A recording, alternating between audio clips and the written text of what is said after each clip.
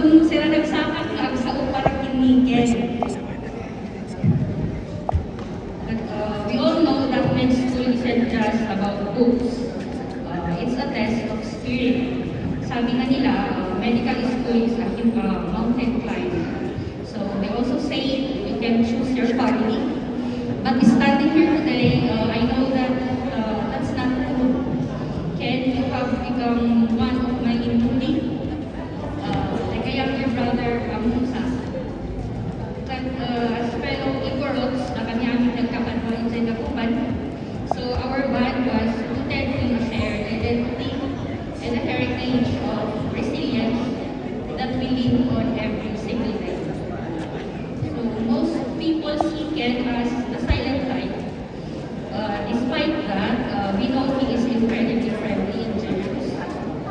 He doesn't need to say much to make his presence felt. He shows his heart through his actions. But I also know that Ken struggles.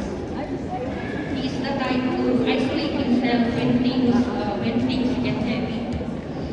Habang kinakaya niyang pasalinahan. So I watched you fight those silent battles. I've seen you slowly learn to open up and share your problems.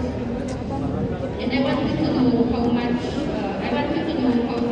a strength that actually is.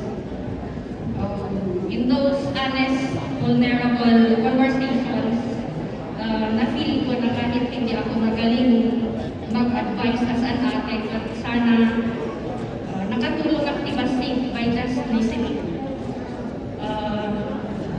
Sometimes I gave you more than just encouragement. I gave you the truth. Uray, masaktan ka. I remember the times I had to scold you among the today. Diba? Because I knew the man you were capable of becoming. So Ken, your journey is a testament to never losing hope. You remind us that a faith is not a defeat, it's just a redirection.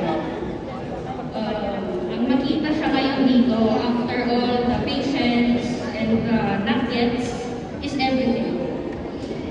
May you be an inspiration to me as I prepare for my own board exam, and to all who have faced failure several times, but are still standing. So Doc Ken is proof that our time will come. So as you face the challenges in this next chapter of your career, simple lang na wish ko para kang sikaanin ko. So may you never lose that heart for service and be a dancer of few words that will break impact. Stay on the right path no matter how difficult the climb becomes. So I am so proud of you. I am so proud of the doctor you are. Pero mas proud ako of the man you become. So congratulations, Sinan Pamilya. Congratulations, kasi Dr. Parchaso. Your victory is a win for all of us. At si Apo Diyos nan mamadayawan, matatago-tago na in. Thank you. Yes, thank you so much.